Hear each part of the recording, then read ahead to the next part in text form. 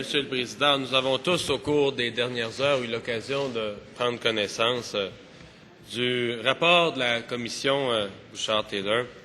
Un rapport, il faut bien le dire, qui est vaste, qui touche beaucoup de sujets, qui a des éléments valables, certainement, qui doit nous amener à du travail dans les semaines à venir.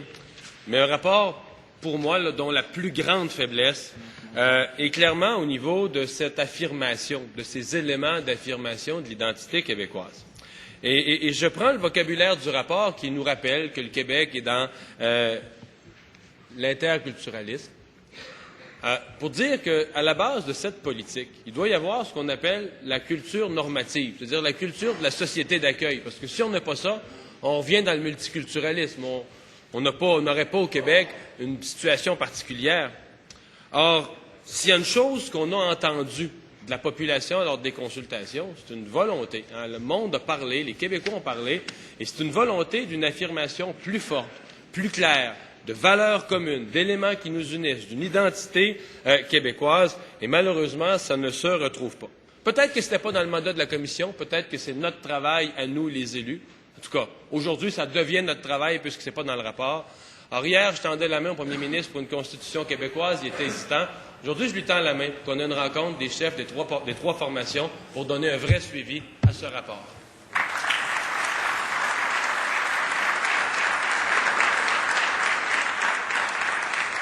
Monsieur le Premier ministre. Sait-on jamais, Monsieur le Président, peut-être qu'il y aurait pu y avoir une recommandation en ce sens-là ou le reflet d'un commentaire si l'ADQ s'était présenté devant la commission Bouchard-Taylor pour en parler.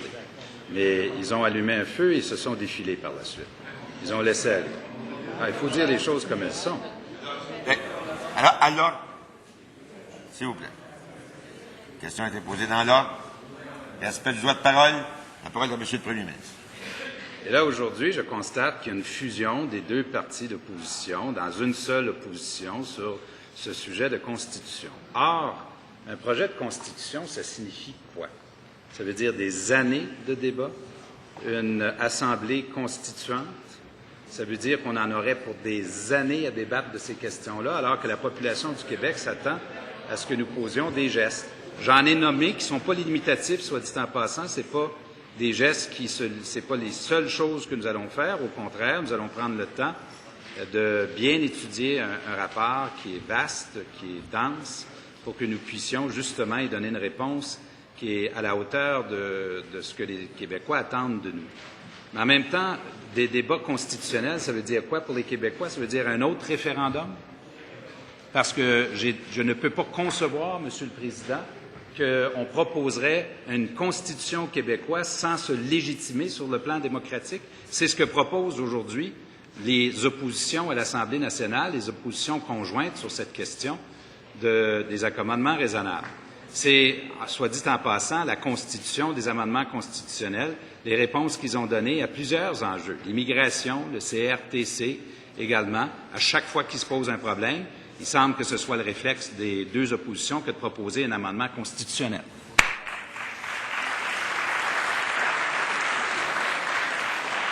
La question complémentaire, M. le chef de l'opposition officielle. Je veux juste être sûr de bien comprendre. Est-ce que le premier ministre nous dit qu'il vient de faire une déclaration ministérielle solennelle à propos d'un feu?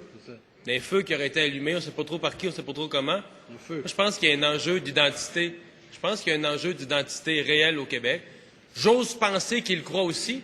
Il a formé une commission, ça a coûté cher, il vient de faire une déclaration ministérielle. Est-ce qu'il serait d'accord pour que les chefs des trois formations se rencontrent solennellement pour donner des vraies suites à ce rapport?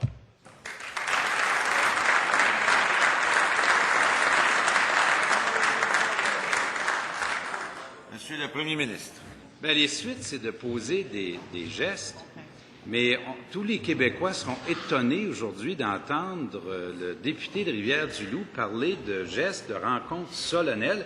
La rencontre solennelle, j'en doute pas, elle aura lieu entre lui et la chef de la deuxième opposition. Ça, j'ai aucun doute là-dessus. On est témoin de ça depuis plusieurs jours maintenant. Il y a une fusion. S'il vous plaît. Alors, s'il vous plaît. Alors,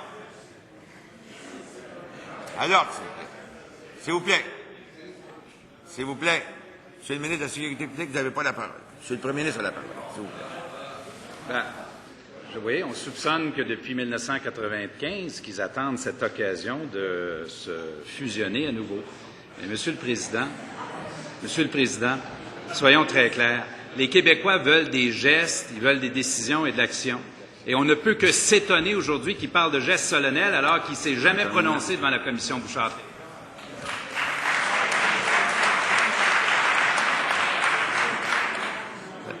Dernière question complémentaire, M. le chef de position officielle. Oui, le premier ministre qui aime parler de parlement de cohabitation, on se rend compte que quand son devoir de premier ministre est interpellé, il découche. Hein?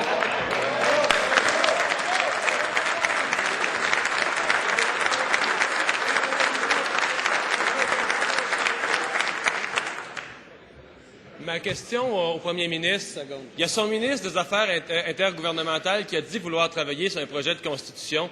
Pour une fois qu'il y en a un qui veut travailler, pourquoi il ne le laisse pas faire?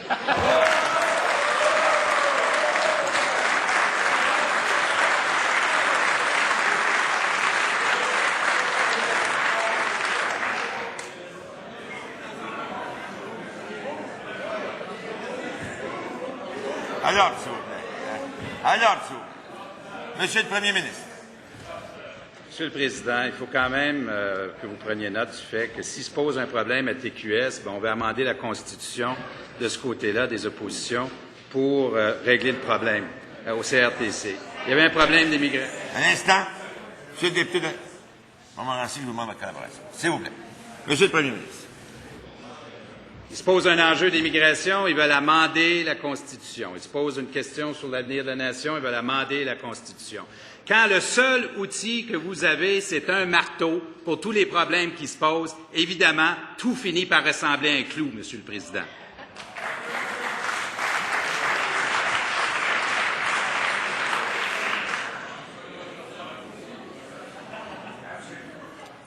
En question principale, Monsieur le député, Monsieur le chef de la position officielle. Oui, parlant de taper sur un clou, il y a une autre source, le rapport Bouchard-Taylor, une autre source qui vient redire au premier ministre qu'il y a un problème avec la politique d'immigration de son gouvernement. En fait, le rapport est extrêmement sévère. Il dit en matière de planification des taux d'immigration que l'État doit s'assurer de maintenir en équilibre le nombre d'entrées avec les ressources disponibles pour l'accueil, l'insertion à l'emploi, la francisation. Et là, les recommandations subséquentes disent toutes qu'il faut intensifier les efforts parce qu'il manque de ressources pour les organismes qui font l'intégration, en matière de francisation, en matière de reconnaissance des compétences qui permettent l'intégration économique. Donc, en toute matière, on souligne à quel point le gouvernement est en incohérence alors qu'il hausse les seuils d'immigration et que les mesures d'intégration sont insuffisantes. Alors, ma question au premier ministre, avec ce nouveau constat, qui est le même que beaucoup d'autres mondes, est-ce qu'il est prêt à accepter le blâme de la Commission et revoir sa politique d'immigration irresponsable? Bravo.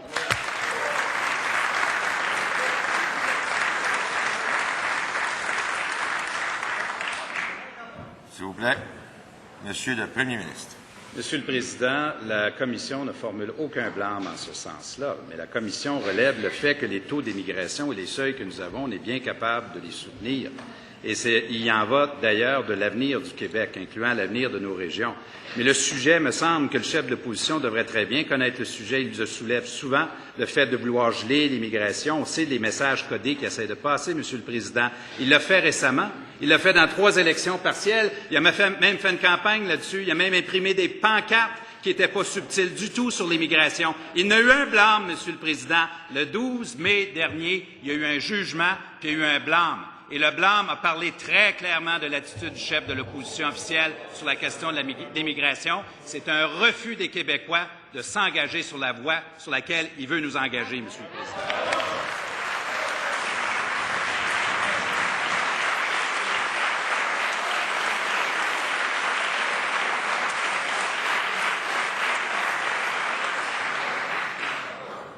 En question complémentaire, Monsieur le chef de position officielle.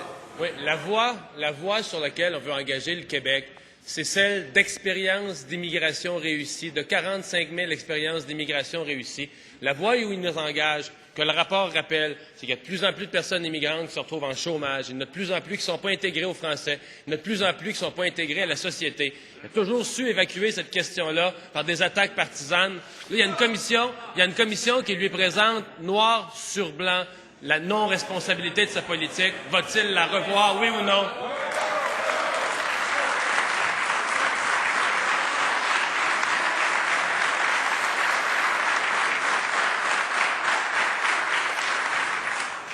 Monsieur le Premier ministre. Monsieur le Président, il faut s'étonner que le chef de l'opposition officielle reproche au gouvernement de faire une attaque ou d'avoir une attitude partisane dans cette affaire-là, alors que depuis le début... À l'ordre, s'il vous plaît. La question a été posée dans l'ordre. Même respect pour la réponse. Monsieur le Premier ministre. L'ADQ a fait de cette question des accommodements raisonnables et de l'immigration son fonds de commerce. Il est allé le tester sur le terrain le 12 mai dernier et la réponse est venue très claire de la part des Québécois, de l'Est de l'île de Montréal, mais également de l'Ouest du Québec, sur ce que vous proposez en termes d'attitude et d'approche pour l'avenir du Québec. Notre gouvernement, sur ces questions-là, vient d'annoncer justement des mesures de l'ordre de 68 millions de dollars pour l'intégration des immigrants. Mais s'il y a une chose que nous comprenons très bien, L'ordre, s'il vous plaît.